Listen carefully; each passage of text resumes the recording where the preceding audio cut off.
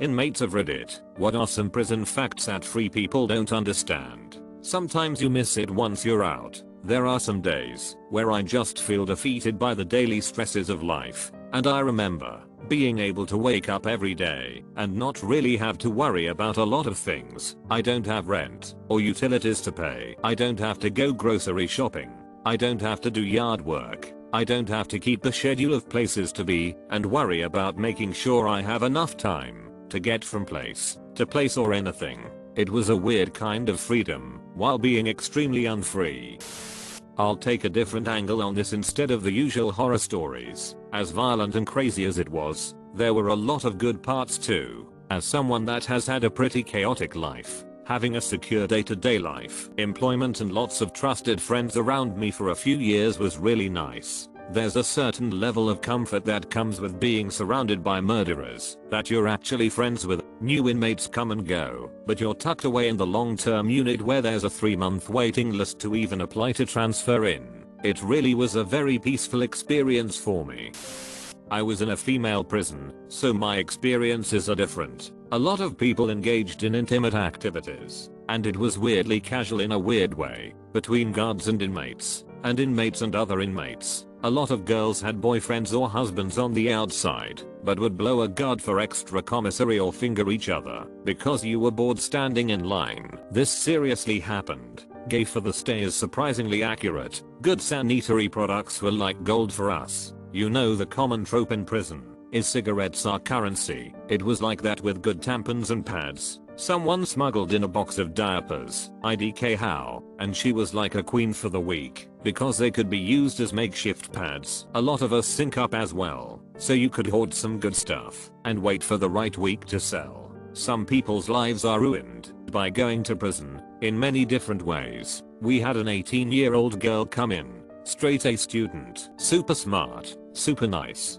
very innocent good girl type. By the time I left about a year later she was someone's B. Tatted up like crazy. Was known for being able to get certain illegal substances. It was depressing seeing the downward spiral. Prison destroyed this girl, and there's hundreds of stories like this. Honestly, it's not always so bad. These days there are so many drug addicts and low security prisons that they sometimes group them together in the same blocks. I was one of them, and everyone was respectful and friendly. When I got there I was in full opiate withdrawal and my cellmates gave me food and comfort to help me get through it. This is not always the case, for sure, but I've dealt with worse people on the outside than when I was locked up. Coming from the UK, I don't think our prisons can compare with the US and other countries, but they can still be quite dangerous, even if you're in a Cat B, where there's a mix of all kinds of offenders. One thing is that when there is violence it's actually kind of silly. I remember a guy punching a member of the kitchen crew because he didn't give him enough slices of bread, or when a guy was beaten bloody with a table leg because he was in debt with double bubble, which is a kind of tobacco loan shucking. Inmates take stuff like that seriously. Also, not everyone in there is evil and ruthless all the time. I remember there were a couple of lads on my wing who got taxed, bullied and just couldn't stand up for themselves. One had all his stuff including his blanket taken off him, so a bunch of the hard cases on the wing decided to go after the bullies and gave them the ultimatum: give him his stuff back and leave him alone, or we'll kick the crap out of you. I also think people underestimate how intelligent some of inmates actually are, but also I don't think people realize how stupid a lot of the inmates are. Like, I had no idea it was possible to be that dull.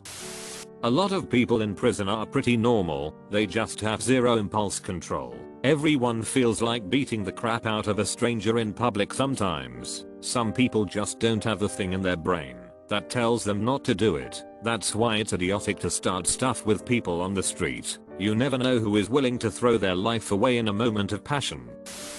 Being institutionalized in general is something the general public would not understand. I remember when my uncle got out, after serving a 10-year sentence we had to explain to the kids they couldn't just wake him up like normal BC, he may wake up violent or scared. We had to tell the kids not to scream or take anything from his room. He was on a strict schedule even after being released. Wake up at 5 AM, work out, sweep, read, eat, etc every day, same schedule. He would set new boundaries which we respected. It was a learning experience for the entire family. Even to this day his schedule remains the same. He's having a hard time getting a job because of certain things. It's actually interesting.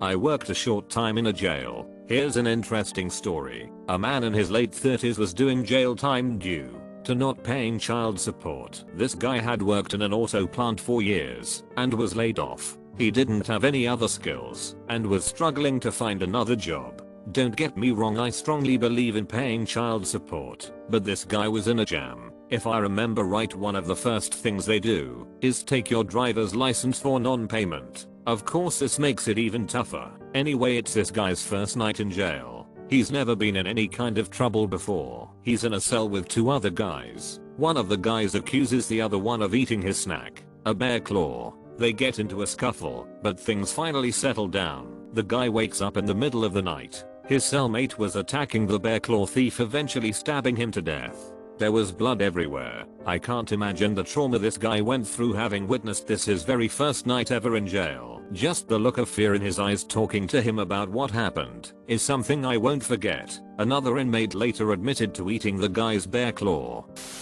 I sat in a Norwegian prison for a month. It's not a long time at all. It was basically, if you take every bully from every class and put them all inside a camp, that's what it felt like. Although you walk on eggshells, not to offend anyone, not to give information, and if they ask, what will happen if they find out you lie? There's a lot of thoughts going on, but at the same time I really gained some clarity in there. When I came out, nothing affected me as much anymore, which is nice. Every problem seemed small compared to what it used to.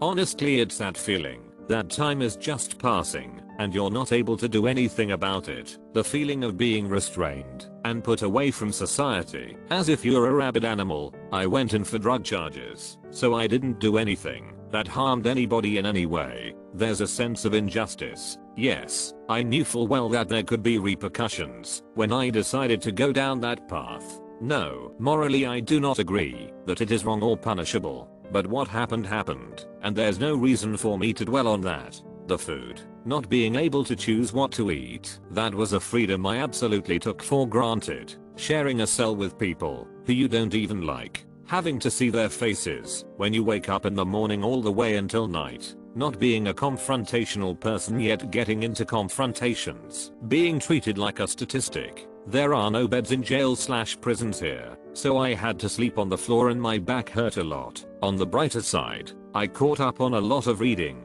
and was exposed to many books I'd never otherwise have read outside. I had a lot of time to really think about what I wanted to do when I got out. Still on probation now, but the last sentence messed me up, and even if it was less than a year inside, it lit a fire in me. Because of that feeling of the world moving on without me, I had to play catch up. So I'm trying my best now to fill my days and be as productive as I can. I spent my entire early 20s either in jail or on probation with the lockdown in between, and it's so tiring just watching the most valuable currency in your life, time, just tick by while you can't do anything about it. It was crappy for sure, but like I said, just gotta keep moving. As others have mentioned, there's a respect level that's unparalleled with the outside world. Someone steps on your shoes, or vice versa. People apologize when you interact. You treat each other with mutual respect. Theft is also a big one, both in a cell and on a tier. I never locked my storage locker. Not once, had anyone attempt to steal anything, rummage through my stuff, etc. I was surrounded by thieves, all of which who didn't steal. There's also weird honor codes with theft in prison. If you take something from someone to their face, it's okay. If you sneakily steal something behind their back, you're going to have a rough time. Shower shoes. It took me years to get used to having my bare feet in a shower.